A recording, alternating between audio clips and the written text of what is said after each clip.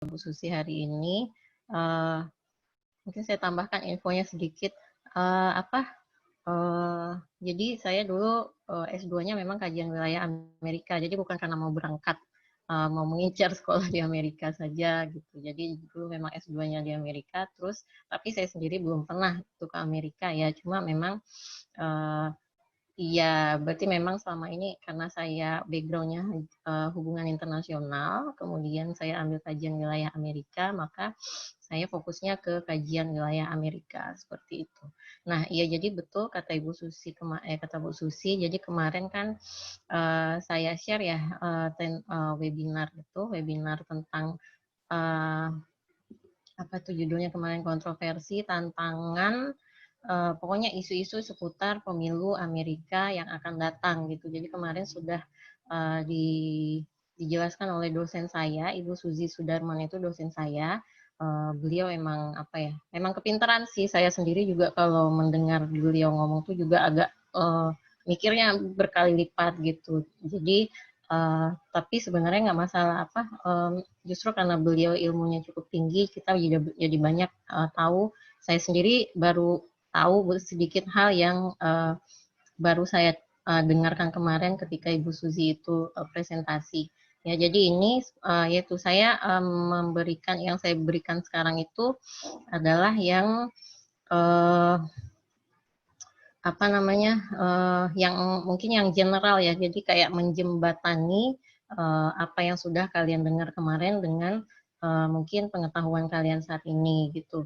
Jadi saya mungkin yang saya terangkan agak lebih general, mungkin juga bisa kalian temukan sebenarnya di Google, atau ini Bu Susi sudah sharing tentang YouTube misalnya gambaran tentang pemilu di AS.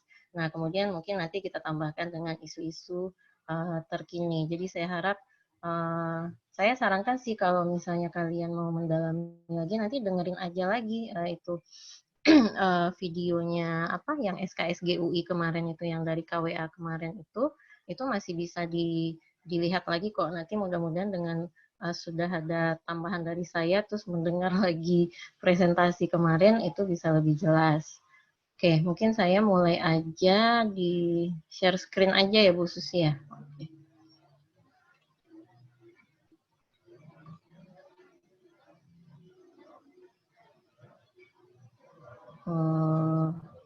Oke, jadi ya ini sistem politik Amerika.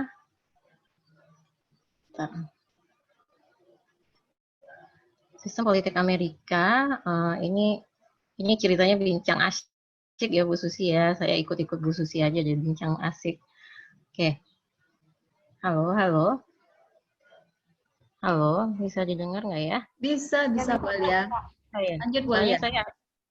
Soalnya saya agak freeze nih layarnya. Oke. Oke, ini quiz trivia dulu. Ini tadi yang saya otak-atik. Coba di unmute yang lain, ada yang tahu jumlah negara bagian Amerika berapa?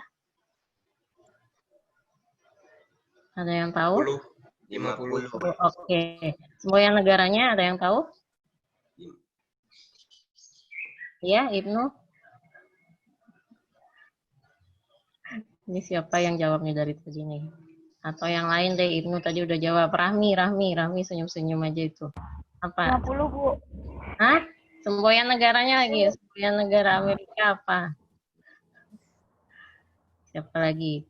Reci?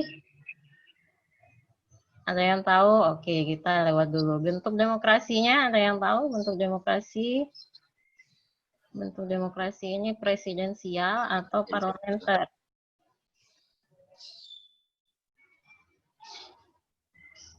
Presidensial, Bu. Presidensial, oke, Rahmi betul. Ini semboyan negara, ya saya bahas aja di sini. Semboyan negara itu bukan berarti semboyan negaranya duit, tapi maksud saya kalau Anda kebetulan punya dolar Amerika, itu tertulis di uangnya di dolar Amerika itu semboyan negara. Oke, kita next saja. Gambaran umum Amerika Serikat, jadi ini betul tadi negara bagiannya ada 50, semboyannya adalah In God We Trust. Ya, jadi mungkin kalau Anda kenal Amerika itu sebagai negara yang memproduksi film-film Hollywood, terus isinya kekerasan atau kemudian seks bebas atau pengedar narkoba dan segala macam, tapi itu sebenarnya hanya gambaran kecil dari Amerika saja, karena Anda bisa lihat ini sebuah negaranya aja in God we trust gitu, ya. Jadi pada Tuhan yang kita percaya. Indonesia aja nggak ada, dalam sebuah negara kita nggak ada kan nyebut-nyebut Tuhan gitu. Nah jadi ini semua negaranya in God we trust, karena memang nanti Anda akan lihat pada dasarnya rakyat Amerika itu masih percaya agama gitu dibandingkan negara-negara maju lainnya. Kemudian mayoritas berkulit putih dan beragama Kristen ini merupakan karena dia adalah pendatang dari Eropa. Ya, kalau Anda baca sejarahnya itu adalah orang-orang Eropa, khususnya orang Inggris yang melarikan diri dari bentuk kerajaan atau sistem monarki. Kemudian bentuk negara yaitu Republik Federal, ya, jadi namanya sendiri Amerika Serikat adalah negara serikat. Negara serikat itu federal. Jadi dia menyebut bagian-bagian dari negaranya tadi adalah negara bagian, ya. Kemudian ini jadi bentuk pemerintahnya adalah federal. Oke, jadi bedanya kalau negara Indonesia, negara kesatuan itu kita eh, eh, peran atau wewenang pemerintah pusat itu cukup besar. Sementara kalau di Republik Federal seperti Amerika Serikat itu pemerintah negara bagiannya mempunyai wewenang yang cukup besar gitu. Jadi cukup besar wewenang dilimpahkan ke negara bagian.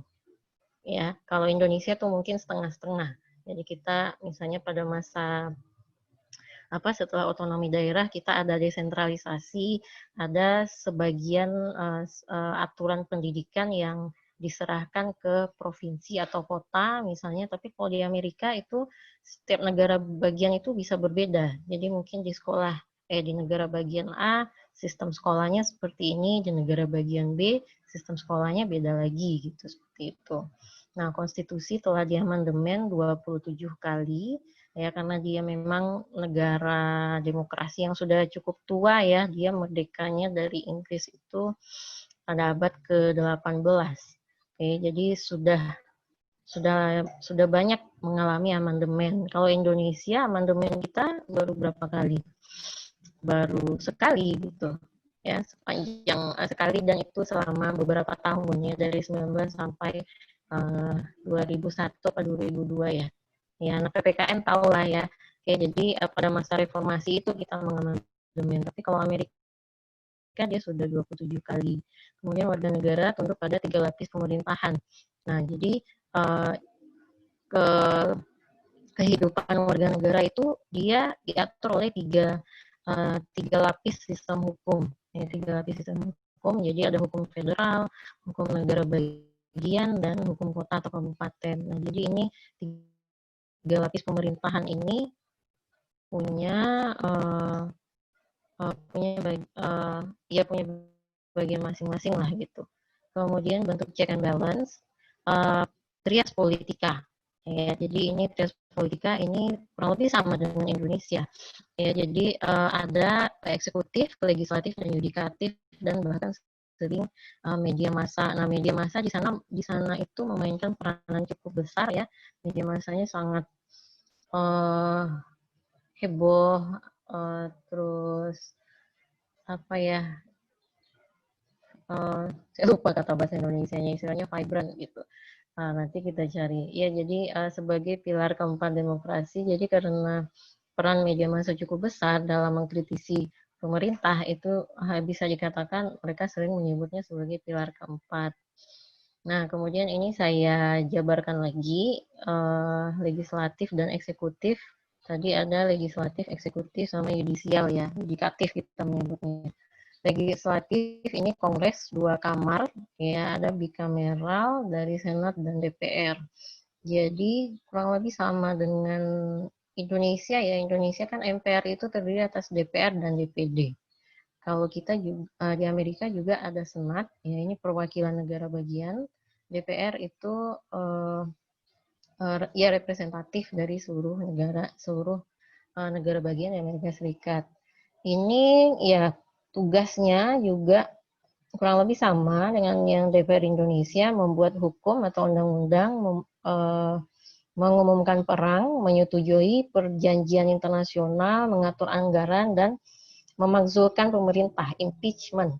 Ya, jadi pada suatu waktu ketika ada kondisi-kondisi tertentu, jadi misalnya ada presiden yang tidak populer atau dianggap melanggar, bukan tidak populer ya, kalau tidak populer saja tidak cukup.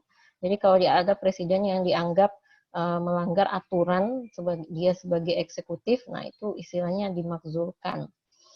Kemudian senat, nah ini, ya jadi senat ini berjumlah 100 orang, jadi 2 orang per negara bagian. Jadi seperti DPD di Indonesia. Sedangkan House of Representative ini, DPR ini jumlahnya 435 orang. Nah, ini sistem pemilihannya itu distrik.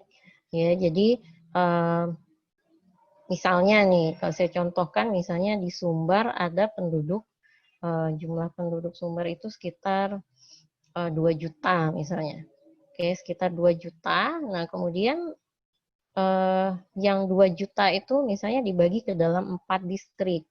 Oke, satu distrik misalnya berjumlah 500.000 orang. Nah, satu distrik yang berjumlah 500.000 orang itu memilih satu representatif, ya, memilih satu anggota DPR seperti itu. Jadi dia sistem distrik itu tergantung dari jumlah populasi.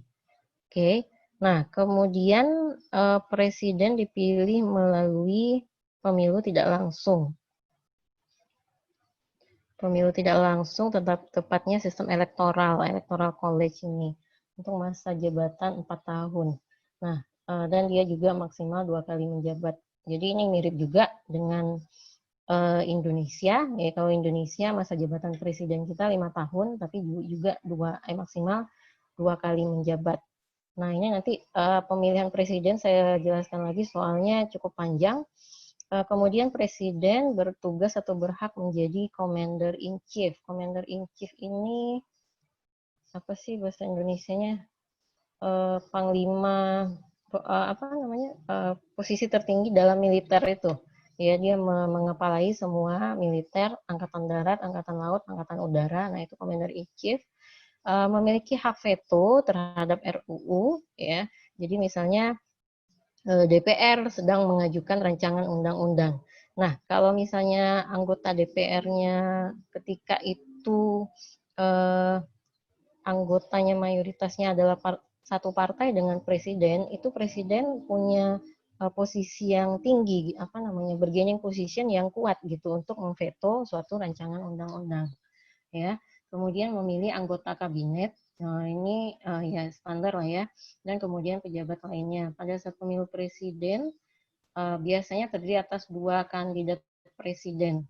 Ya, jadi partai yang dominan, mungkin Anda sudah sering dengar juga sih, partai yang dominan di Amerika itu Partai Demokrat dan Partai Republik. Nah, biasanya 2 partai ini yang mendominasi gitu. Tapi kalau di berita kita jarang dengar partai yang lain ya. Kalau tentang pemilu Amerika rata-rata pasti kita dengar, oh, calon dari Partai Republik adalah Donald Trump dan kemudian calon dari Partai Demokrat adalah Joe Biden pada saat ini. Nah, padahal sebenarnya itu biasanya ada partai dari kandidat partai minor ini, partai kecil. Kalau yang pemilu 2016 itu namanya Partai Libertarian, yang benar-benar apa ya, ya sangat liberal, atau ada juga partai hijau, itu biasanya yang concern pada isu lingkungan. Ya, tapi benar-benar tidak apa ya, sangat kecil sih pengaruhnya gitu. Pasti yang dominan adalah yang 2 partai besar itu. Kemudian cabang pemerintahan federal ini yang yudikatifnya, yudisial, Supreme Court atau Mahkamah Agung dan pengadilan-pengadilan federal. Nah, ini yang menarik, posisi Mahkamah Agung ini, mungkin kalau di Indonesia kita tidak begitu ini ya, meributkan Mahkamah Agung, tapi kalau di Amerika ini cukup besar pengaruhnya. Jadi dipimpin Chief Justice, terdiri atas 9 orang. Dia dipilih oleh presiden dengan persetujuan senat untuk masa jabatan seumur hidup. Ya, jadi sorry ini langsung saya lompat ke sini. Jadi masa jabatan hakim agung itu dia seumur hidup. Jadi dia tidak bisa dihentikan oleh orang lain. Ya, dia hanya bisa berhenti ketika dia mengundurkan diri, dijadikan tersangka, dimakzulkan, atau mengajukan pensiun, atau meninggal dunia. Ini dimakzulkan, ini kan apa ya istilahnya, dijatuhkan gitu, dijatuhkan melalui hukum. Selama ini belum ada hakim agung yang seperti ini. Hakim agung di Amerika belum ada yang pernah dimakzulkan, ya, menjadi tersangka juga belum. Nah, jadi ini sangat menarik juga gitu. Jadi dia posisinya karena jabatannya berat, kemudian dia posisinya seumur hidup. Pilihan hakim agung biasanya sangat merepresentasikan identitas presiden dan menjadi pertarungan politis. Jadi karena dia dipilih oleh presiden, itu biasanya yang dipilih adalah yang alirannya sesuai dengan ideologi presidennya. Jadi kalau misalnya presidennya dari Partai Demokrat yang liberal, maka yang dipilih itu biasanya adalah hakim agung yang juga liberal, mengeluarkan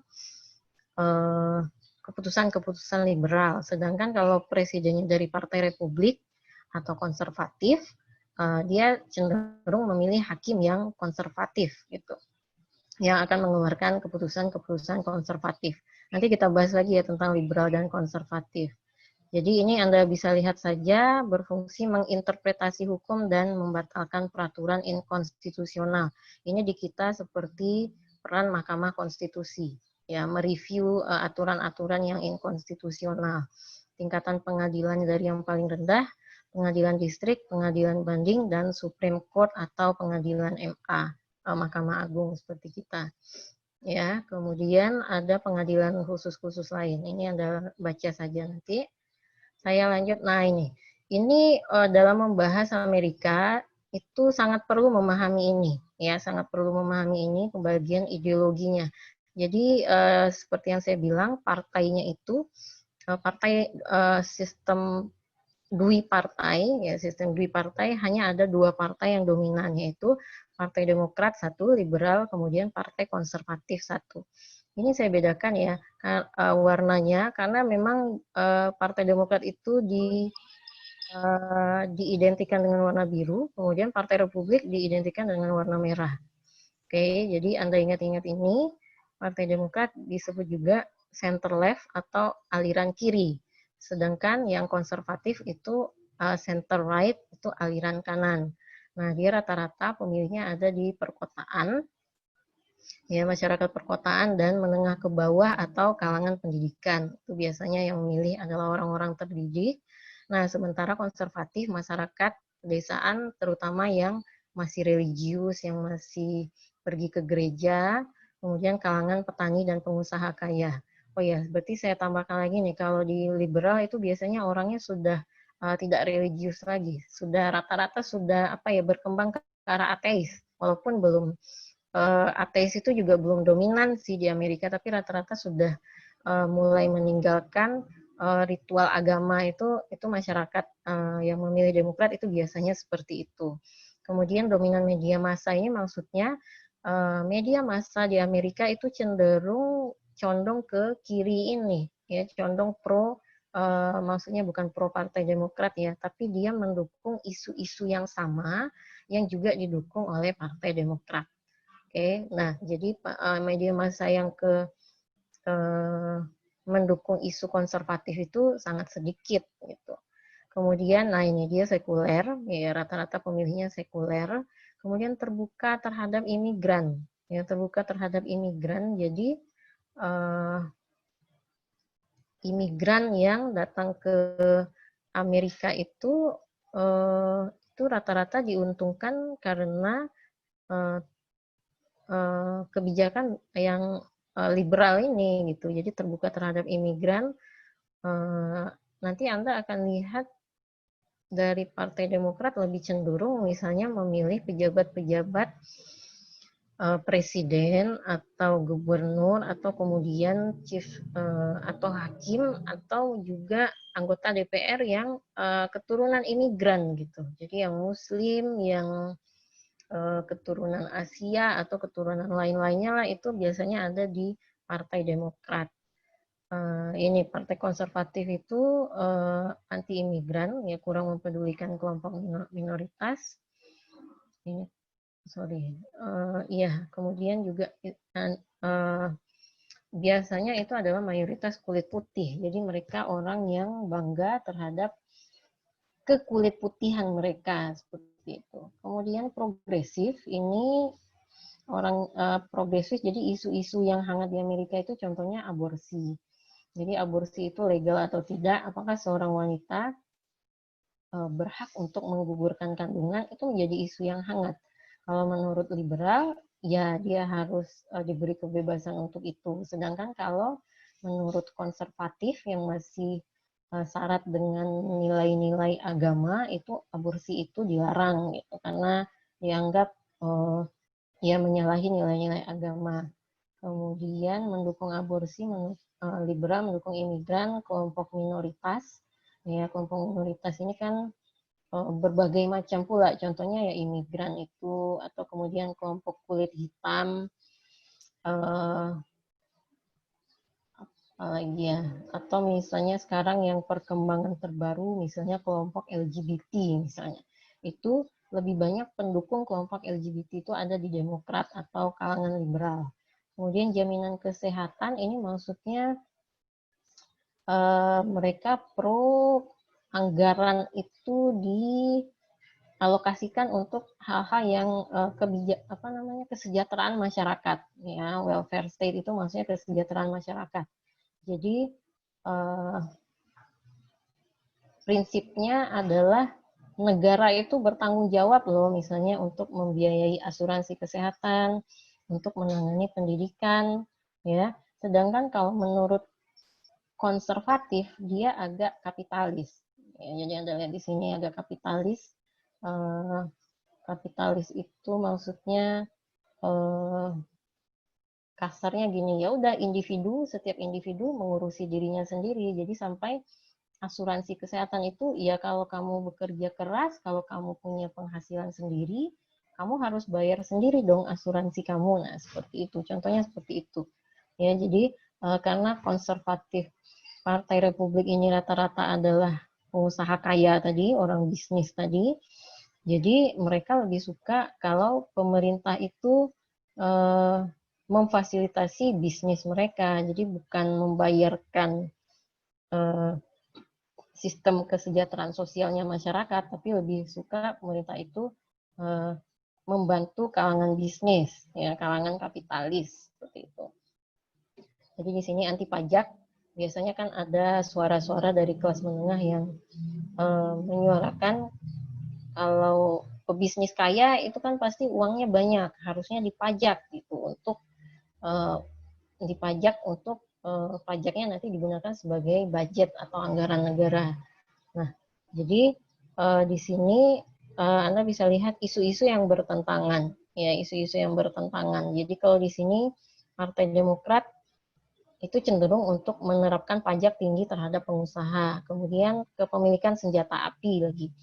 Mungkin Anda kalau baca berita itu di Amerika kan sering terjadi penembakan massal misalnya oleh orang-orang yang ya apa ya, mungkin orang gila, atau tapi belum tentu orang gila juga, mungkin dia memang hanya terpengaruh oleh film-film Hollywood saja, dan sementara itu kepemilikan senjata oleh sipil itu legal. Ya, jadi bayangkan orang seperti Anda atau saya yang bukan anggota militer punya senjata api misalnya, itu legal di Amerika. Nah, ini menjadi isu. Kalau menurut Demokrat harusnya ini dijadikan ilegal kepemilikan senjata api, sedangkan menurut konservatif mereka mendukung senjata api itu legal bagi sipil.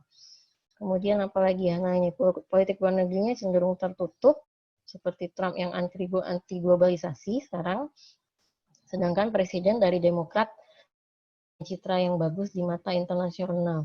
Mungkin kalau Anda baca berita-berita pada masa Presiden Barack Obama waktu itu pencitraan Obama itu sangat bagus di mata internasional, apalagi di Indonesia gitu, karena dia Obama itu lahir di Indonesia, karena dia juga ada latar belakang ayahnya Islam gitu, walaupun dia sendiri Kristen ya, tapi ada ada pencitraan ada identitas Obama itu yang bagus untuk pencitraan di mata internasional. Nah, ini kultur politiknya partisipan, ini mungkin sudah dijelaskan sedikit oleh Bu Susi. Jadi kepercayaan terhadap demokrasi itu sangat tinggi. Kemudian kedudukan yang sama di mata hukum, freedom of religion. Jadi ini maksudnya Amerika itu negara sekuler, jadi dia tidak boleh mendukung suatu agama atau beberapa agama, tapi dia juga tidak boleh melarang agama, ya pemerintah. Jadi sebenarnya Amerika ini tempat yang kondusif kalau mau bikin agama baru gitu. Jadi karena pemerintah nggak boleh ngelarang, ya walaupun dari masyarakatnya sendiri terdapat mungkin penolakan misalnya atau sikap intoleran, tapi agama itu tidak boleh dilarang. Agama masuk dalam ruang lingkup privat, ya. Jadi kalau misalnya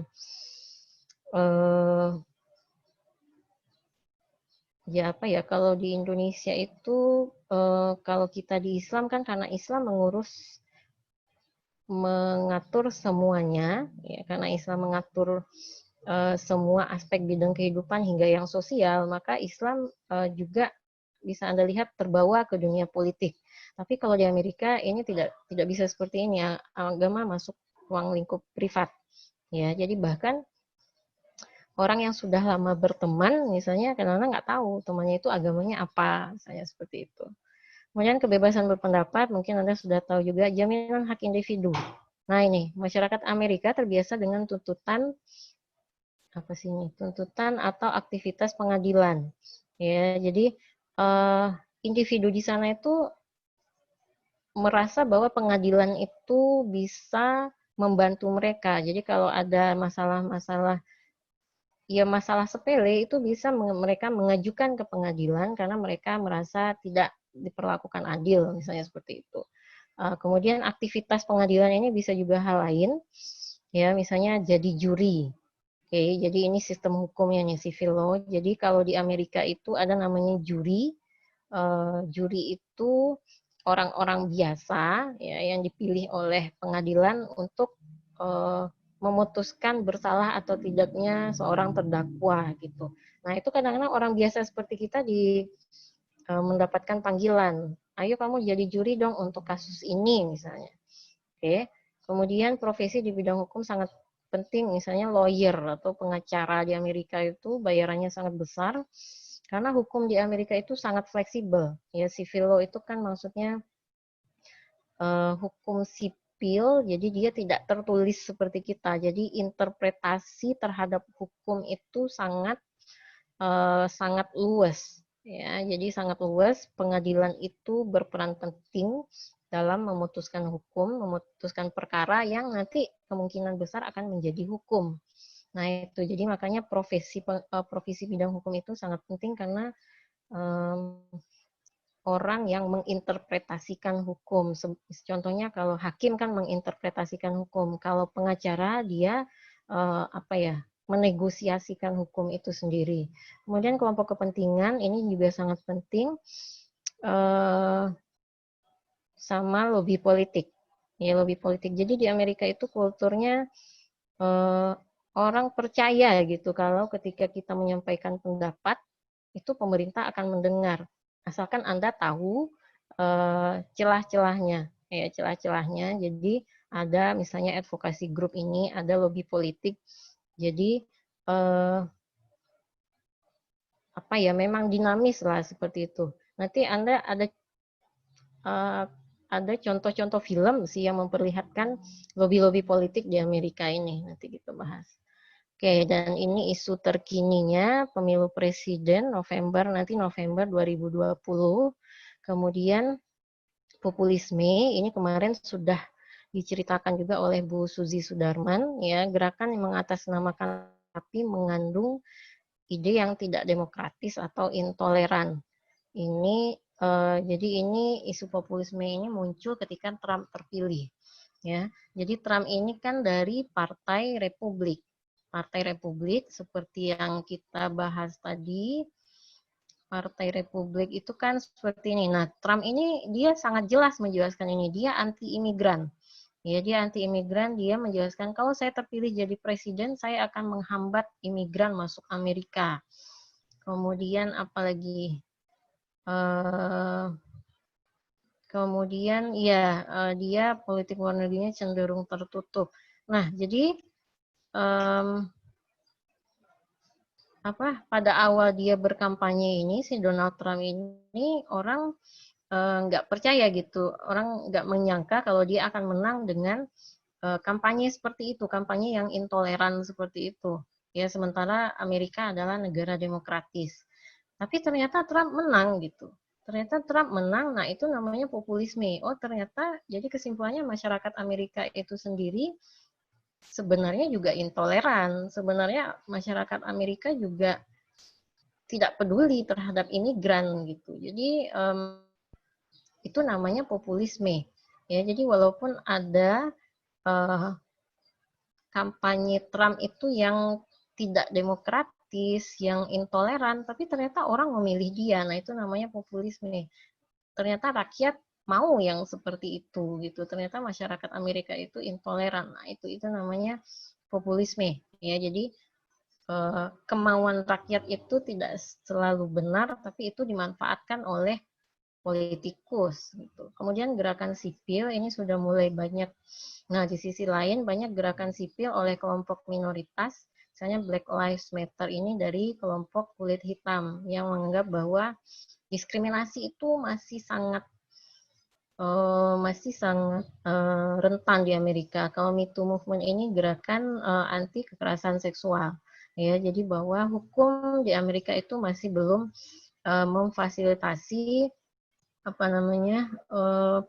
pelaporan atau belum memberikan perlindungan terhadap perempuan.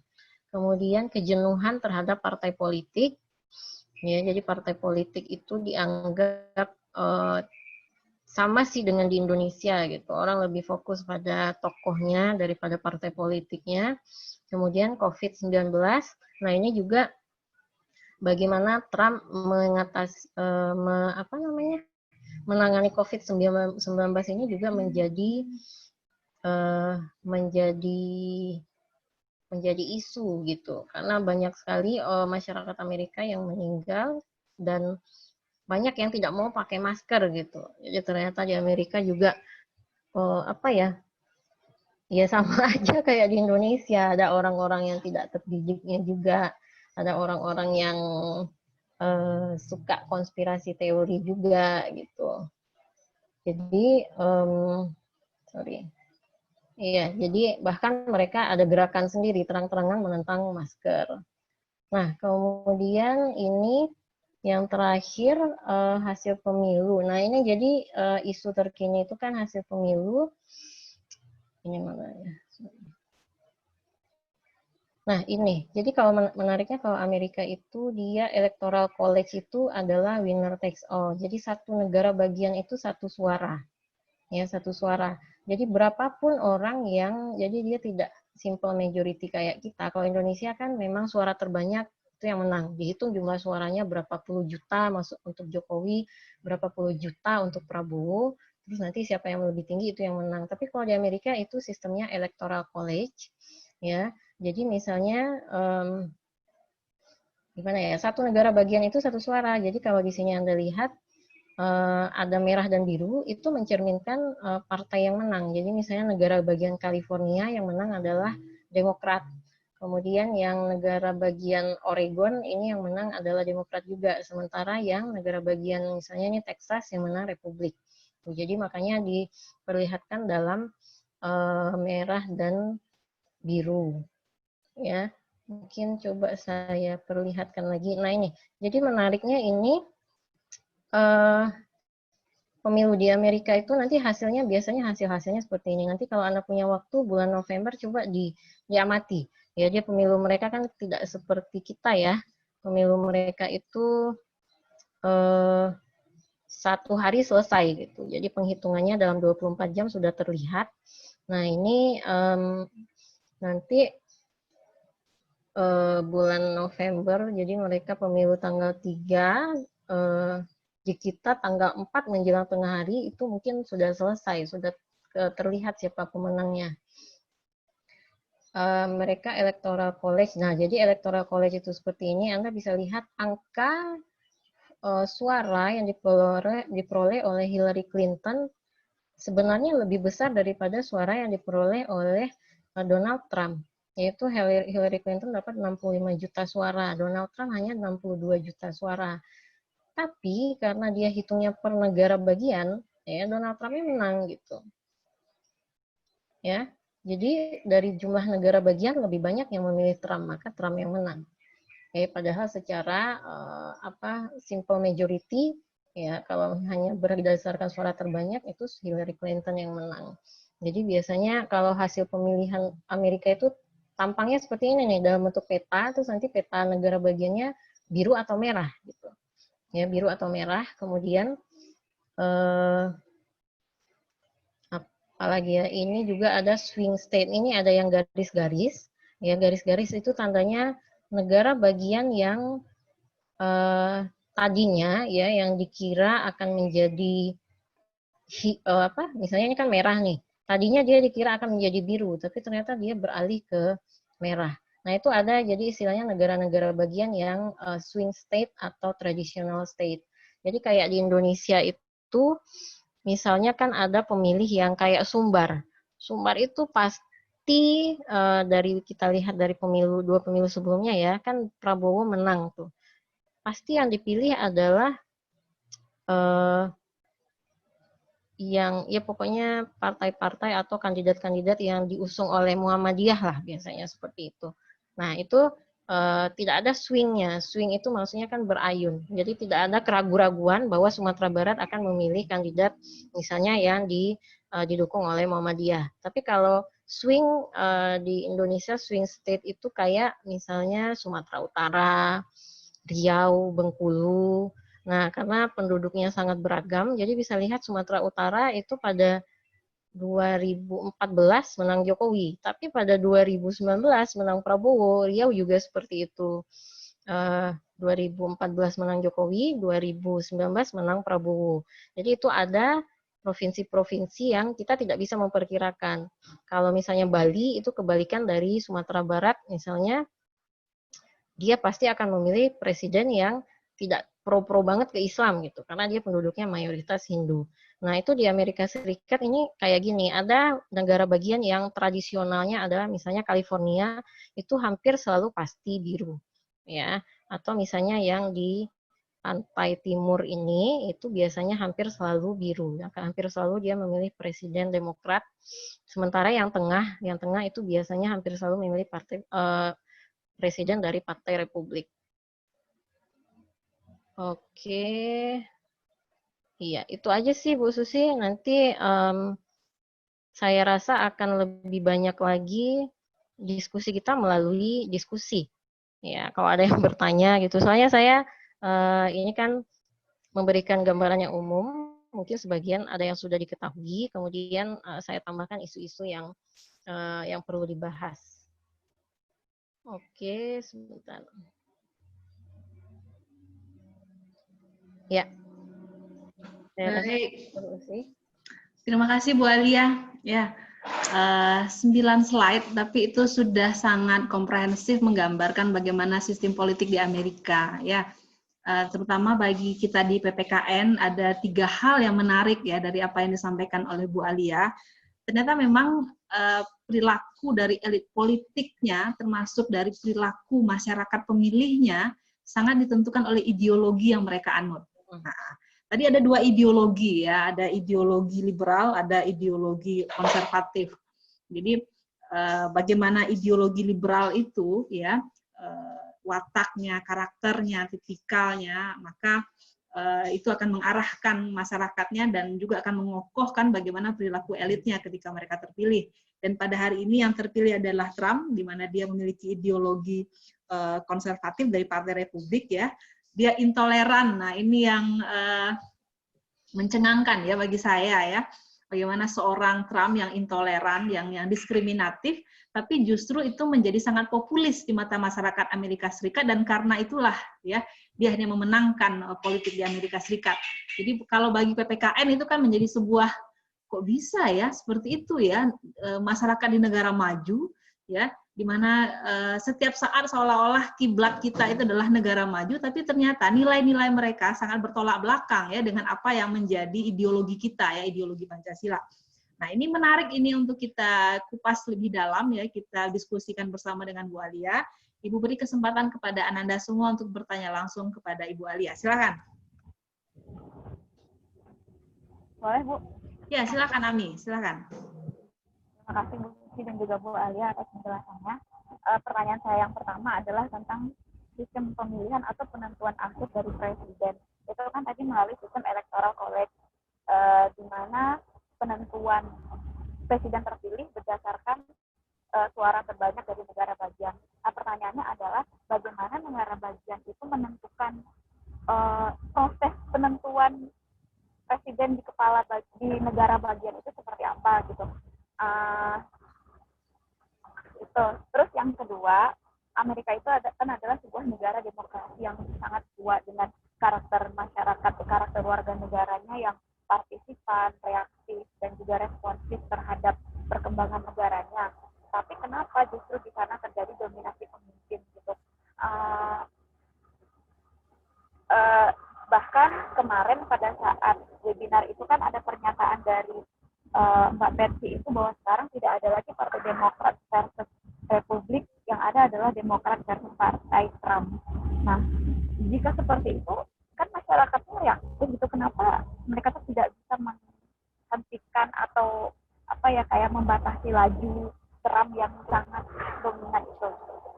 Terima kasih. Oke, baik. Oke. Ya. Bisa kita pahami bersama pertanyaan dari Rahmi tadi, Bu Alia? Bisa ya? Iya. Ya. Langsung Silakan aja Bu Alia. Ya. Oke.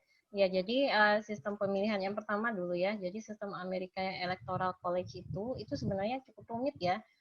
Sebenarnya itu pemilihan tidak langsung.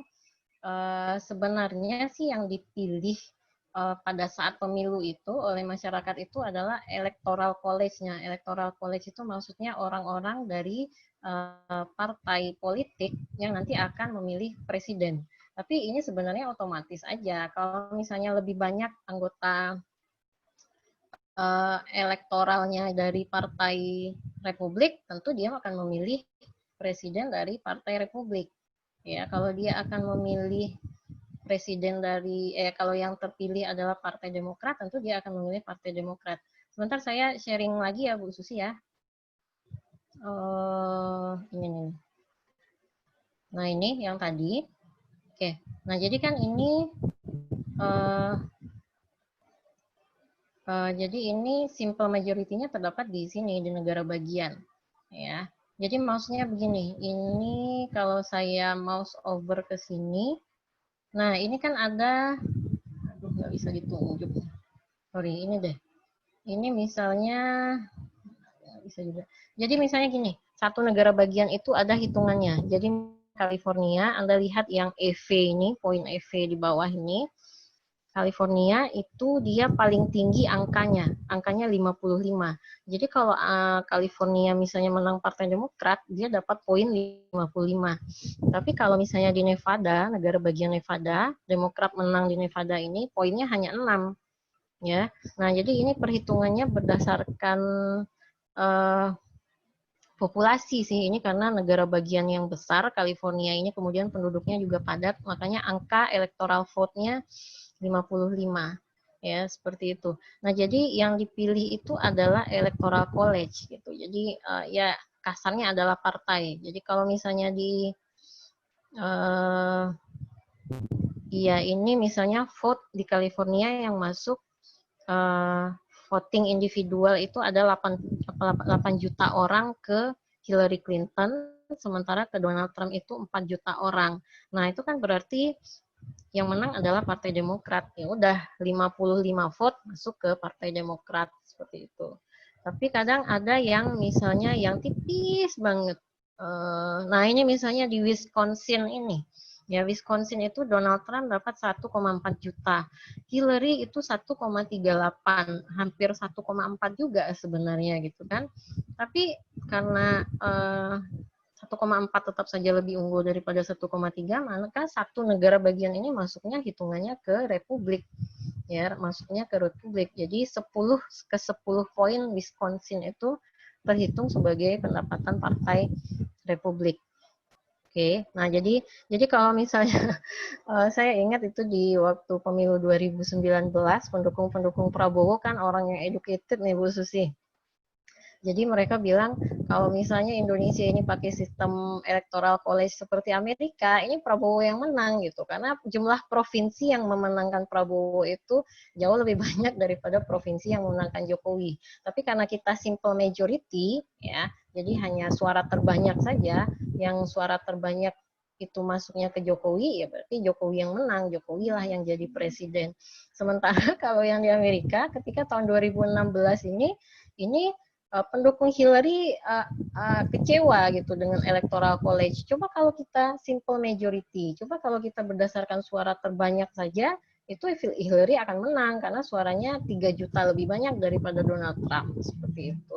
Nah, ini kalau saya bisa mengelaborasi sedikit, jadi sebenarnya dari kedua sistem, misalnya Anda mau membandingkan Amerika dengan Indonesia, nggak ada yang lebih unggul sih, ya.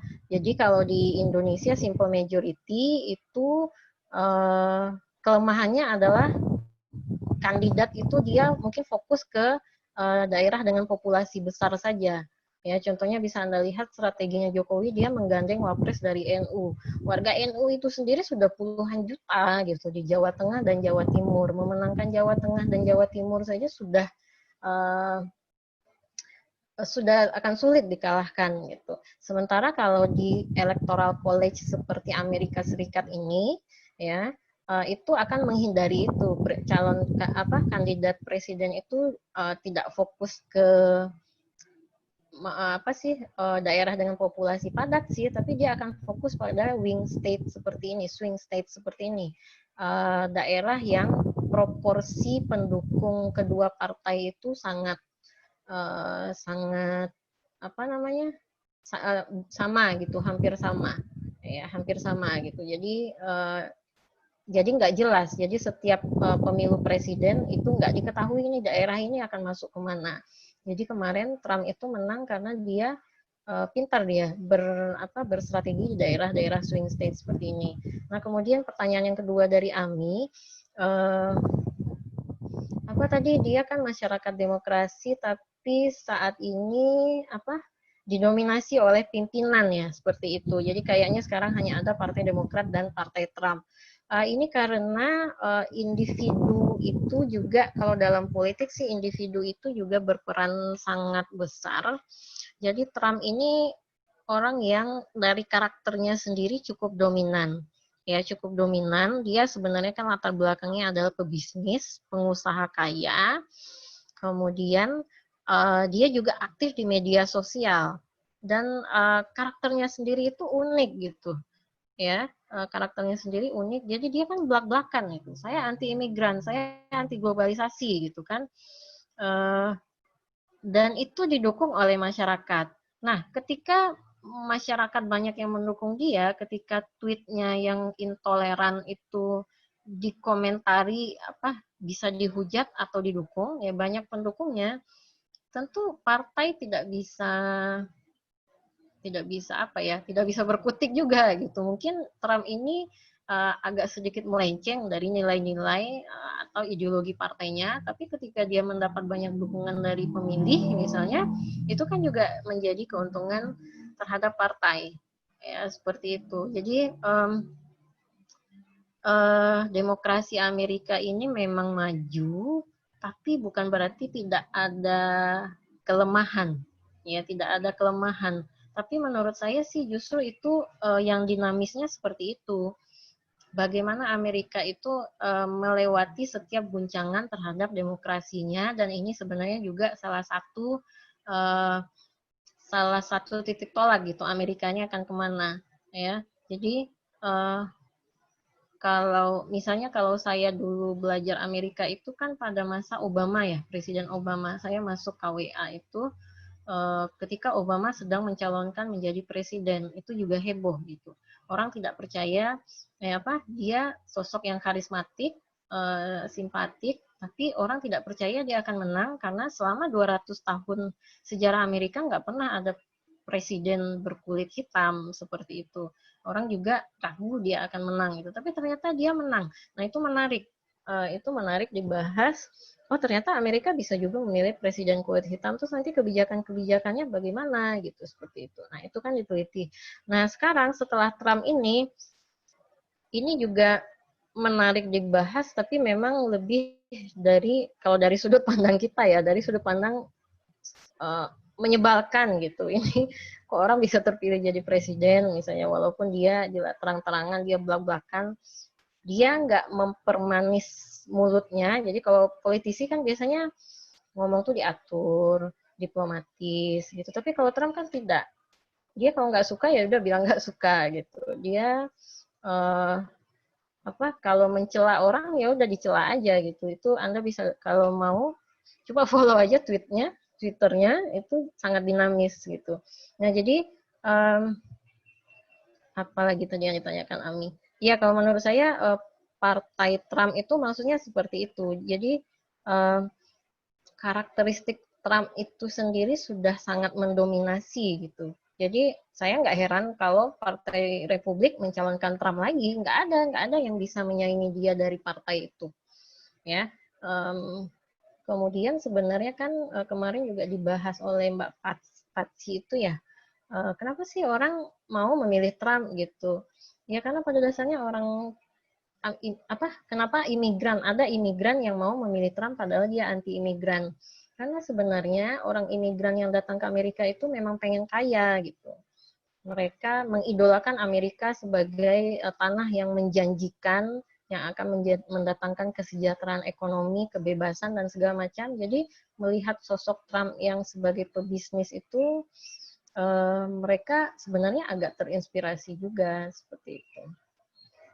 Ya, jadi sementara dari sisi lain Partai Demokrat ini kalau menurut saya agak menurun ya. Jadi maksudnya dia setelah Obama ini agak limbung gitu. Jadi yang dipilih sekarang misalnya Joe Biden.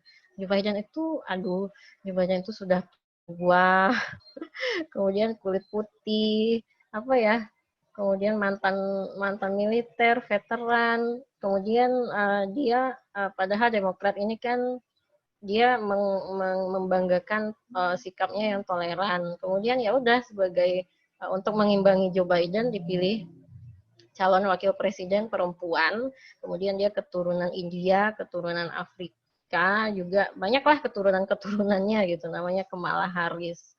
Nah, jadi tapi banyak yang meragukan gitu.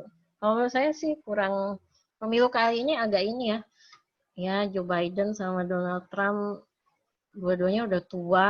Siapapun yang menang nanti itu akan jadi orang tertua yang jadi presiden Amerika seperti itu.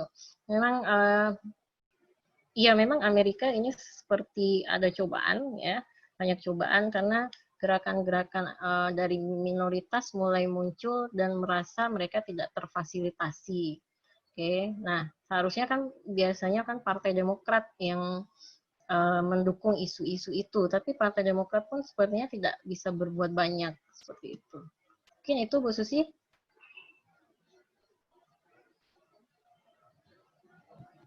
Baik, terima kasih Bu Alia.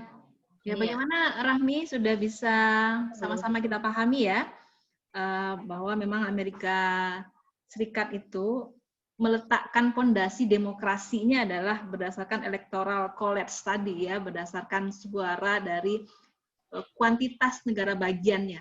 Nah, kalau kita kan meletakkan pondasi demokrasi kita itu berdasarkan sila keempat, kerakyatan yang dipimpin. Nah, kalau mereka bukan rakyat yang mimpin, tapi negara bagian, dan negara bagian itu adalah partai politik. Nah, jadi memang beda konsep demokrasi yang kita anut dengan konsep demokrasi yang dianut oleh Amerika Serikat. Ya, jadi ini kita sudah terbuka wawasan kita bahwa ada banyak ya jenis penerapan nilai-nilai demokrasi di berbagai negara di dunia ini yang berbeda dengan negara kita. Ya, nah, dan dari jawaban Bu Alia tadi sama-sama kita pahami bahwa di Amerika Serikat bahwa yang menjadi kunci kemenangan dari pemilihan politiknya adalah personality prize-nya tadi ya Bu Alia ya. Nah, jadi kita kan sering mendengar itu bahwa mereka juga punya film kartun American Hero itu ya, American Hero. Jadi mereka butuh sosok yang sangat menjadi idola mereka ya, yang menjadi panutan mereka ya, istilahnya jadi nabi mereka lah. Superhero gitu deh. Superhero ya, American superhero itu kan menjadi film kartunnya anak-anak. Jadi mereka butuh sosok itu. Ya, dan kebetulan ya bahwa sosok Trump ya yang belak-belakan, yang anti globalisasi, yang juga intoleran tadi ya, anti imigran juga, itu justru menjadi idola ya bagi masyarakat di sana. Ya, dan tidak bisa kita salahkan ya. Jadi karena itulah ideologi mereka, itulah yang menjadi cita-cita mereka, itulah yang menjadi harapan mereka ke depannya, inilah yang menjadi sosok dari identitas dari masyarakat di Amerika Serikat. Baik, terima kasih Bu Alia. Silahkan lagi kalau ada Ananda yang ingin mengajukan pertanyaan. Ini dari Ilen nih, yang di chat Bu Susi. Oh ya. Saya mau bertanya Bu Alia, apakah ada kecurangan dalam praktik demokrasi di Amerika sama halnya di Indonesia ya, seperti pemilihan presiden kita kemarin kan banyak kecurangan-kecurangan. Nah, ada tidak report dari Bu Alia bagaimana peluang ya kecurangan praktek demokrasinya ya, apakah penghitungan suara ataukah black campaigns-nya atau seperti apa? Silakan Bu Alia. Oke, jadi kecurangan dalam praktik demokrasi. Saya fokus ke pemilihan dulu ya.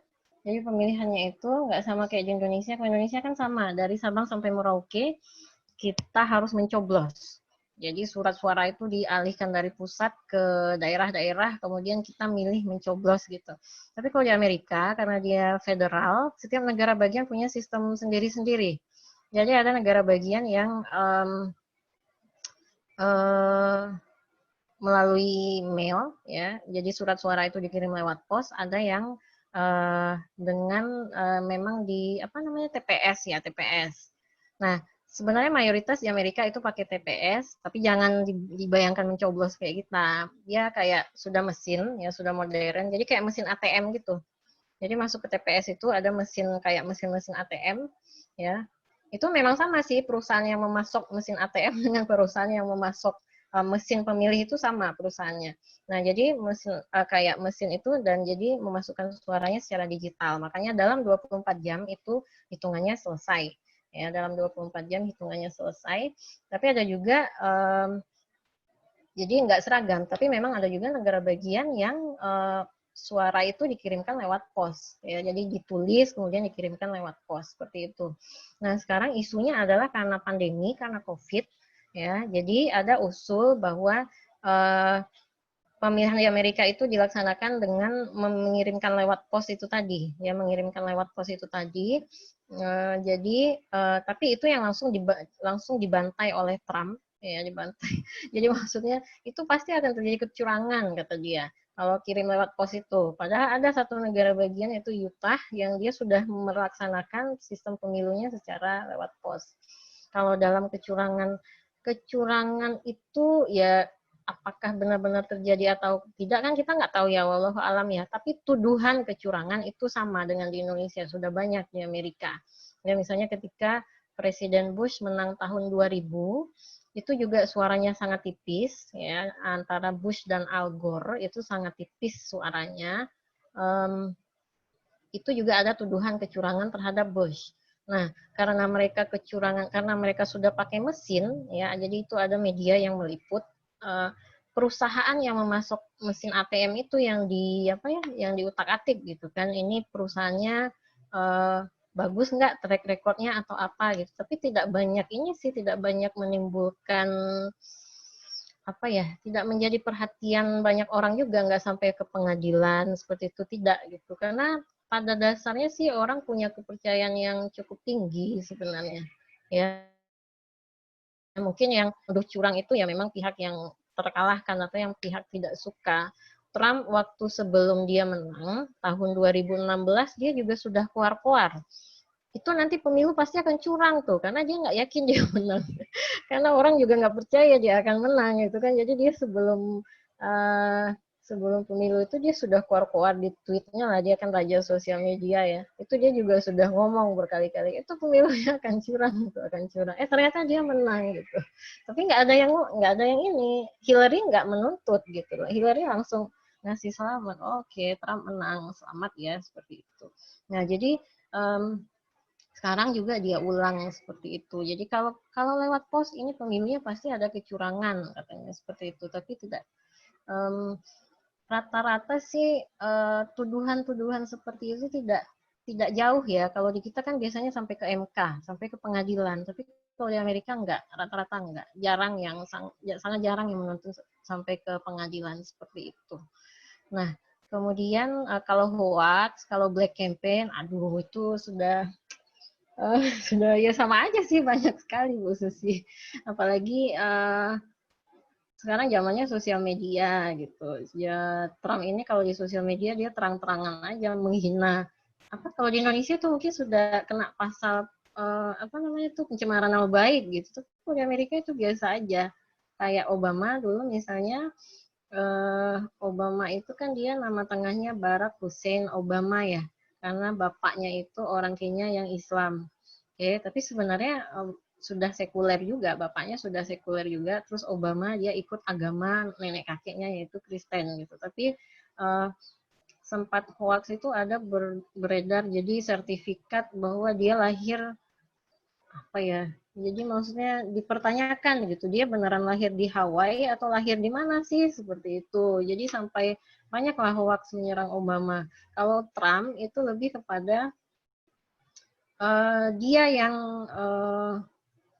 kayak dia mencoba untuk menciptakan kebenarannya sendiri. Jadi kan tadi sudah saya bilang, misalnya media massa di Amerika banyak yang berpihak pada Demokrat, bukan Demokrat ya, pada isu-isu liberal gitu. Nah, jadi kalau untuk di isu konservatif itu hanya ada medianya Fox namanya, media Fox. Nah, jadi Trump selalu mendiskreditkan media massa. Itu media massanya ya pasti dia pro liberal gitu. Gimana? Jadi black campaign, hoax dan segala macam itu ada juga lah, sama, kurang lebih sama dengan kita, tapi bayangkan bayangkan lebih ganas lagi gitu, karena orang nggak takut gitu akan dituntut karena pencemaran nama baik gitu. Gitu sih. Oke Bu Alia, jadi kalau saya menilainya ada kedewasaan berdemokrasi ya di sana ya. Ketika ada satu pihak yang memang menyatakan ini pilihannya, lalu pihak lain menyatakan pilihan yang berbeda, jadi ada semacam fair ya dalam dia melaksanakan sistem politik itu ya. Oke, itu yang saya garis bawahi. Baik, ini pertanyaan terakhir ya, karena kita sudah waktunya sudah habis ini sebenarnya, karena kita harus segera bergabung di JMCE, Bu Alia. Pertanyaan dari Lela ya, terkait dengan pembagian kursi di DPR yang ditentukan menurut jumlah penduduk masing-masing di negara bagian. Nah, ini di-clearkan lagi, apakah memang pembagian kursi DPR itu ya ditentukan berdasarkan jumlah penduduk masing-masing negara bagian. Nah, untuk penghitungan jumlah kursinya bagaimana, Bu? Nah, misalnya kalau di California jumlah penduduknya sekian, maka untuk menentukan kursi DPR-nya bagaimana? Nah, ini yang untuk legislatif. Kalau tadi kita lebih banyak membahas mengenai eksekutif. Silakan Bu Alia. Iya, kalau DPR hitungannya sih nggak negara bagian lagi ya. Jadi maksudnya memang jadi kan tadi anggota DPR misalnya ada 435. Terus kemudian ya udah dibagi aja. Jadi populasi Amerika tuh misalnya berapa sih, 300 jutaan ya, 300 jutaan. Nah, itu dibagi rata. Ya, dibagi rata. Jadi ada satu distrik pemilihan namanya memilih satu anggota DPR misalnya, seperti itu. Coba bentar saya lihat tadi.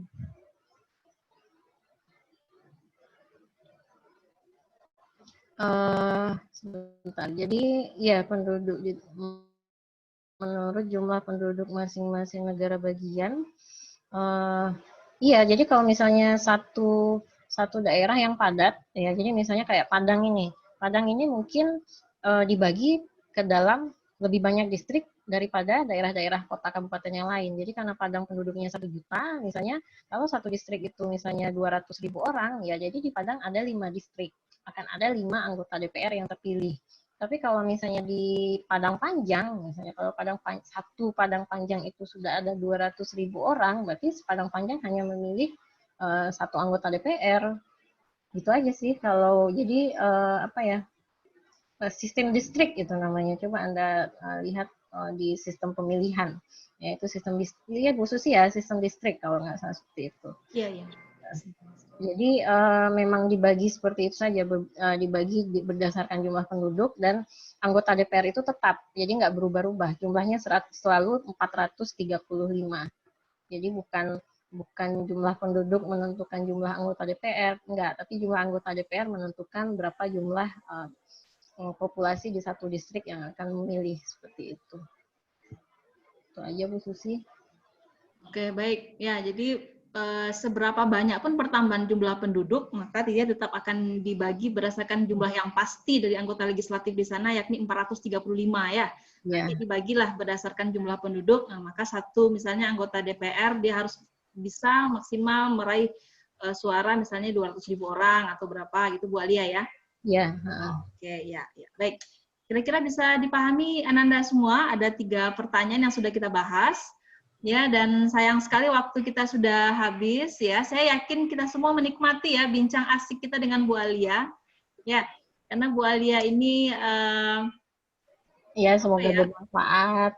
Iya, kami terima kasih banyak Bu Alia ya atas apa yang telah Bu Alia share kepada kami pagi ini ya, adalah sebuah pengetahuan baru, sebuah wawasan yang baru ya, karena selama ini PPKN itu dia hanya berkutat di Pancasilanya saja. Nah, kita kadang-kadang harus melihat ke dunia yang lain ya, kita buka jendela kita lebih lebar. Ini loh Bu Susi, apa namanya, sebenarnya sistem pemerintahan, sistem politik Indonesia itu menurut saya banyak meniru Amerika. Oh ya? Menurut saya banyak, iya. Kan kita juga kayak eksekutif, presiden misalnya, apa namanya, kita juga 3 pilar itu kan.